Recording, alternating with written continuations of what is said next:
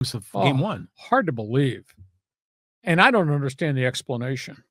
If dumbass talk show host and his co-host from left field knew that the Minnesota Timberwolves had a lot of fouls to give and played kind of back alley basketball, come out on the perimeter and beat your guys up, ran a lot of bigs in there and took a lot of fouls to screw up the rhythm. If we knew that, how come J.J. Redick didn't?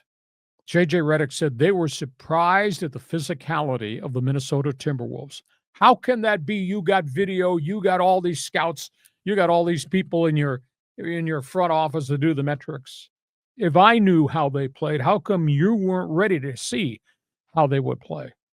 At one point, the Minnesota Timberwolves playing in L.A. had a 27-point lead. 27-point lead. It was god-awful along the way. Minnesota, now they did something out of character. They just stood out there and kept drilling threes, and that's not been their history. Outside of Anthony Edwards, they hit 21 threes in the game. I mean, Jaden McDaniels was unconscious, and Julius Randle was just heaving threes, and they were going in. And they killed him on the boards. You do remember co-host said after they made all the trades with Luka, who the hell's going to play in the paint? Right. Minnesota had 44 rebounds. Whoa. Just mugged them inside. Lakers only shot 39% from the floor because they were getting body slammed out by the three-point arc, couldn't get into their offense. LeBron was MIA. Austin Reeves got dismembered in the first half, and it was only when he just started heaving the ball at midcourt that started to go in when the game was all well undecided. And Minnesota used 21 fouls in the game. 21 fouls. Just hatcheted the Lakers. Lakers. We didn't expect the physicality. What the hell? Where's your scouting report? So that's where we are. Clippers, I was really disappointed in because they were hot. They won 18 of their last 21 games. And we talked extensively how this thing had come together and Kawhi had gotten healthy. And suddenly they made the trade to get the three-point shooter Bogdanovich. And their bench was playing a lot better. And I thought, these guys are going to be dangerous. They had a 15-point lead in Denver. And the thing that's really hard, John, is you only get one or two opportunities to win a game in Denver. Well, you got these guys by the throat, and you got the Nuggets completely out of sync, and you let them off the hook. And I don't understand why Tyronn Lue would sit Kawhi Leonard, who did not have foul problems, sit him for the entire third quarter. And then in the fourth quarter, you got James Harden becoming James Harden, bouncing the ball, 19 bounces. Shot clock is running off. And then he launches bad shots.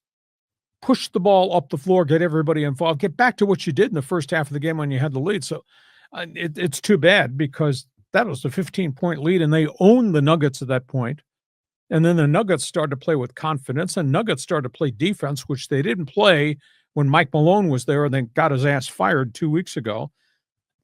Clippers let him back in. And I just don't know from a Clippers standpoint, you can reduplicate how well they played in game one. You shouldn't have let that one get off the hook. Comments on the Lakers and the Clippers? Well, the Lakers, we were saying we don't know what to expect. Sometimes they're good, sometimes they're not good. But you just said Austin Reeves got dismembered. I'm thinking of like the Black Knight and the Monty Python and the Holy Grail. Dismembers like he's losing limbs. But it was a beatdown. I was watching that and I was like, God, this is in L.A. too.